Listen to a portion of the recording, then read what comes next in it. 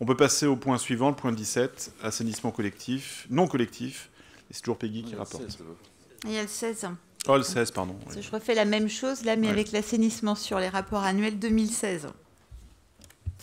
Donc là, c'est pareil. Je vais pas vous faire. Je vais essayer d'être rapide aussi. Donc on a d'abord, en fait, vous a été joint le rapport sur l'assainissement non collectif sur l'ensemble de notre territoire d'agglomération, avec par ex-territoire aussi ce qui vous est présenté, avec le mode de gestion, et puis également le nombre de contrôles qui ont pu être réalisés, et la tarification et les recettes. Voilà, ça c'est pour chaque territoire. Donc après, je vais très vite, mais parce que ça pourrait être très long. Mais en tout cas, si vous avez des questions, il ne faut pas hésiter à revenir vers moi ou à revenir vers le service. Et il y a également la présentation du rapport pour l'assainissement collectif, cette fois, donc avec des services qui peuvent être délégués, donc affermage ou gérance, et puis des services qui sont en régie.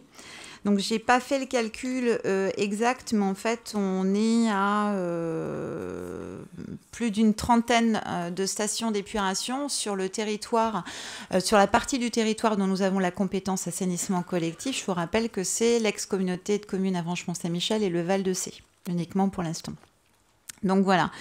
Donc, il y a différentes stations, Aboux, Lagunage, Planté-Roseau. Vous avez tout le détail, hein, c'est bien précisé à chaque fois, avec le mode de gestion, la mise en service, la capacité nominale résiduelle, le bassin versant.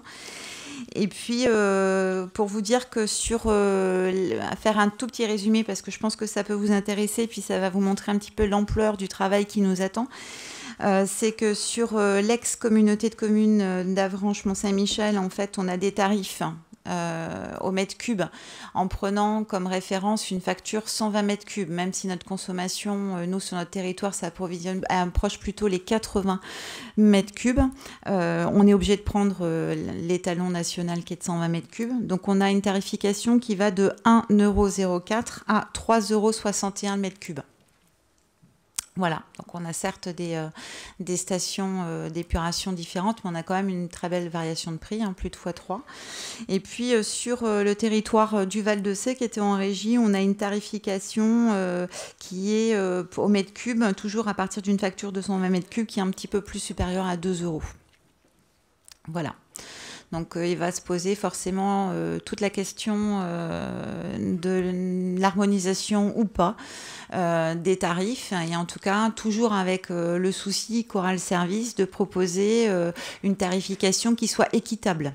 Voilà, sur l'ensemble de notre territoire, qu'on puisse justifier du prix en toute transparence et que cette tarification soit la plus équitable possible. Alors vous imaginez déjà là sur ces deux secteurs dont on a la compétence en assainissement collectif, quand il y aura la prise de compétence sur l'ensemble de notre territoire, on va avoir des écarts de prix encore plus à retravailler et du coup c'est pour ça qu'on a l'assistance aussi d'un cabinet qui va nous aider à réfléchir comme nous l'avions validé lors de la commission assainissement, parce qu'il y a tout l'état des lieux techniques et financiers et toutes les données à recueillir sur l'ensemble du territoire de l'agglomération, des syndicats, des communes. C'est un travail absolument monumental et on a un temps assez contraint pour le réaliser aussi, parce qu'il va falloir apporter une réponse aux usagers aussi quant au prix. C'est une question qu'ils nous posent. Donc il faut qu'on ait vraiment tous les éléments pour pouvoir proposer un prix qui soit juste, équitable, comme je vous l'ai dit, et ne pas y revenir. Il n'est pas question de lancer une augmentation ou une baisse ensuite. Ça, c'est plus facile à faire, mais annoncer une baisse et après une augmentation des tarifs.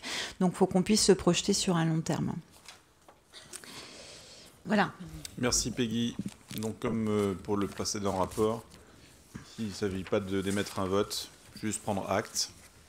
Donc voilà, ce qui est bien précisé, c'est que le public est informé à travers ce rapport de la qualité de service qui est proposée. Donc vous pouvez aussi le diffuser autour de vous. C'est important de le faire.